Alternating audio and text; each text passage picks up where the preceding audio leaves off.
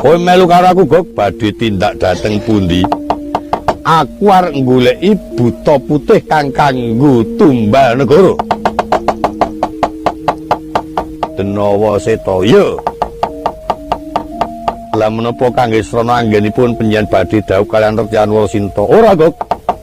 Wektu iki senajan Sinta durung gelem madu arep karo aku, nanging aku wis percaya bakal mesti gelem dadi pertimbang aku.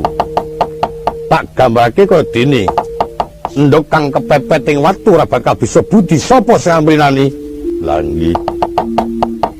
Sinta ki sapa to? Bojone Regawa to. Regawa ki sapa? Putra Ratu Ngayojapala. Oh. Dicolong karo kae kok mulih rene. Kek nang Taman Keputren. Ha iya. Yen dosa muka ki elek kok aten-atene kok. Bojo kok nyolong ki rak ya ora. Nyolong mongko dasare dek ora tresna karo Prabu Dasamuka. Sing mesti ya ora. Mbok omong ana, Kang. Bojoku nek ngrebut ora apik ngono. Kowe dienggo conto, Kang. Nek halus sing apik niku nek kaya kula padha ditukul katresnane jenenge tresna jati, ngono. Saka tumusing tresna rasa njero nganti tumeka ing jabaning rasa tegese iki pikir nganti tekan nglambe iki padha. Ha sing oke-oke rak lambe ora cocok karo pikir. Ha iya. Upaminipun panjenengan ngupaya garwa sanesipun Retyanwala Sinta kirang menapa to kang ngrayi Dewi Tari. Wis ora peduli. Kuwi titise Sri Widawati. Sing bakal bisa nyambung sejarahku besok akhir tembe. Titise Sri kok lung dadi ora kena dipambengi kersane Gustimu. Wah nek pancen ngono ya wis becik saiki duja wae karepe.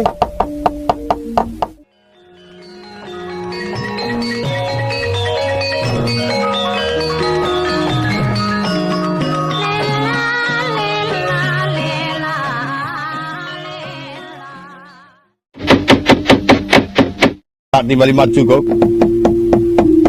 Saking gugup anggen kula marak sowan ngantos geragapan. Kula niki jane isek liyer-liyer ajeng nikmatake lendean sing empuk. Nenggo dawuh usah ajeng panjenengan merpeki dhateng kula. Iya, Gok. Sayamu kok pucet, Gok. Angger mbilung ning cegurke kali ngrika nggih. Mula-mula ya mbilung niki sing marahi kula niki njur. Ming tringak-tringuk lek kula mikir awak kula nganti panas lagi lho, geger kula nglodhok-nglodhok.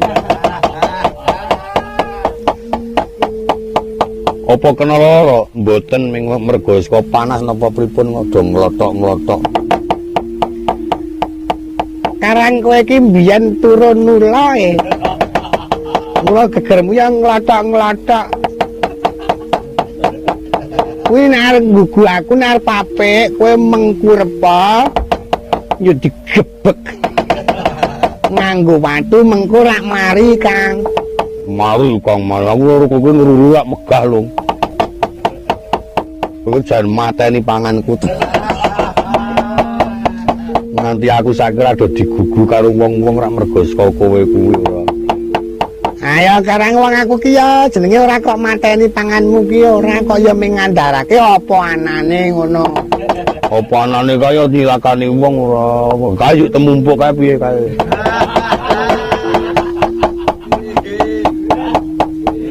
Ora dong. Kang Togok angger susah ngono ora pepayon. Yuk tenglang-tenggon kaya wong bingung kae nganti klambine ra dikumbahi.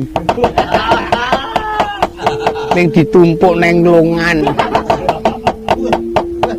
Oh, ben men nggo gawean mbok ayumu kok. Besok babar pisan yen iso tilik ngomah dipasrahke mbak men dikumbahi ngono. Ha ning upamaku tilik ngomah kok dagangku sik wutuh ora urung ya mung darani dolan wae. Nek janjane mono ya ora ketan siji-siji ya kudune ya mbok dadi anuku ora cok mengaruhi sing ora-ora. ya kan.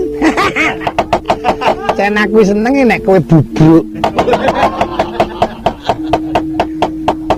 Malah seneng ora. Ajene kok mangkelake kok ana apa-apa wis pesulih sithike padu. Ning urusan dolanane yo menteleng-menteleng. Kapok kacamata dagangan pecah.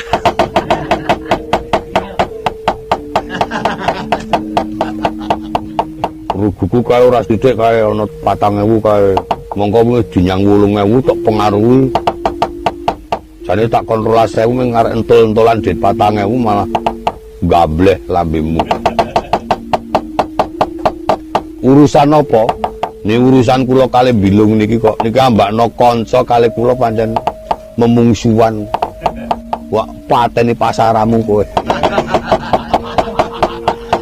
Aku mateni pasar aku malah cilaka kowe Kang. Kowe malah saya masek. Aku terus nggawa corong nek dong wage paing kae terus aja nggugu karo dagangane togok. Kenyataan wis oke aku muni ngono. Oh, percil kuwi. Wong elek kelakuane kok ngono ora. Nganti awakku ora iso seneng sawatan iki ora iso seneng tenan. Angger rembugan-rembugan ora dadi rembugan-rembugan ora. Mergo dipengaruhi kali wong elek. Mbok yo aja wong men nggo gawe golek srana imbuh rejeki. Lah imbuh rejeki ra mung gue toko sing dadi korban iku sing mesakake. Dela-dela yuk dandake, dela-dela dandake akedung malah tuku gres sing anyar malah karungan. Awon redile niku perdilang kok. Tenan nih kok, ora ngomong goroh kula. Pirang-pirang niku dilumpuk-lumpukke ditak-tok-tokke engko yo disetel yo. Asli ngono. Matake togok. Niki asli niki. Mang buka mburi. Ngono. Ae mburi nggih mboten ketara karang ya dadene kuning kok ane sing ketara ngarep. Ajarume niku iso lengket terus e. Noh, wah ngarep ono. Nyurang-nyurangke wong ora. Kagunganipun pejan wong. Ora kok, oh nggih syukur yen mboten rak saking kula rumiyin. Dudu. Nun dudu. Oh. Ah ing saking kula mati kabeh. Ngandel ora. Ora meng ngaku agek ratune ya kanggonan sista kowe ya mati.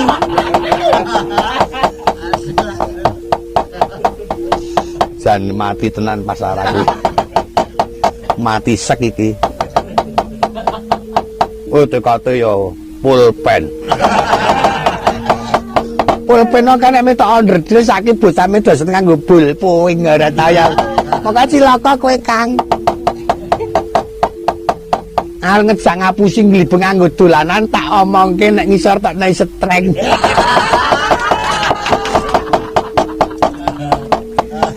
Do takon sing awas. Wah, jan cilaka. Cilaka tenan iki. Nganti tekan nggon wadi barang kok do ngomong-ngomongake. Ayo masa bisa bener nggon nomere kanggeran yo disetreng yo sek ngono e. Ngerti aku gerak-gerike. Terus nek kowe ngarep nglibeng malah dodol cucuk. Wah, wis. Wis keprungu wong akeh iki. Men mari lemu ugal-ugalan ngono lho. Awen nggon kok ngono kuwi tak kandhani ya Kang ora bakal awet ngono. Kowe seneng main cilaka keluargamu ora. Anakmu ora tak urusi, ora didusi, mongko jane anakmu sing gedhe kae apik lho. Mripate liyep-liyep. Udan iya we. Ning kan ora kaya kowe, kaya kancamu e. Wih, ambuka. Aduh kumbo aku karo bojoku kuwi kowe. Ora urus kuwi. Ora kok mengke nyerempet ngono lho. Nek awake kae ora iso padha karo kowe to, kae langsing kowe bedekel kok ngono kok. Kowe melu karo aku Gok badhe tindak dateng pundi? Aku arep goleki buta putih kang kanggo tumbal negara. Denawa Setaya. Lah menapa kangge srana anggenipun penjenengan badhe dawuh kaliyan Retyanwala Sinta? Ora, Gok. Wektu iki senajan Sinta durung gelem madu arep karo aku, nanging aku wis percaya bakal mesti gelem dadi pertimbang aku. Tak gambarake kaya dene endhog kang kepepet ing watu ora bakal bisa budi sapa sing amrinani. Lah nggih. Sinta ki sapa to? Abojone Regawa to. Regawa ki sapa? Putra Ratu Ngayojapala. Oh. Dicolong karo kae go mulih rene. Gekke nang Taman Keputren. Ha iya. Yen dosa muka ki elek kok aten-atene kok. Bojo kok nyolong ki ya ora. Nyolong mongko dasare dhek ora tresna karo Prabu Dasamuka. Asih mesti ya ora. Mbok omong ana, Kang. Bojoku nek ngrebut ora apik ngono. Kowe dienggo conto, Kang. Nek halus sing apik niku nek kaya kula padha ditukul katresnane jenenge tresna jati, ngono. Saka tumusing tresna rasa njero nganti tumeka ing jaganing rasa tegese iki pikir nganti tekan nglambe iki padha. Ha sing oke-oke rak lambe ora cocok karo pikir. Ha iya. Upaminipun panjenengan ngupaya garwa sanesipun Retyanwala Sinta kirang menapa to keng ngrayi Dewi Tari. Wis ora peduli. Kuwi titise Sri Widawati. Sing bakal bisa nyambung sejarahku besok akhir tembe. Wong titise Sri kok lung dadi ora kena dipambengi kersane Gustimu.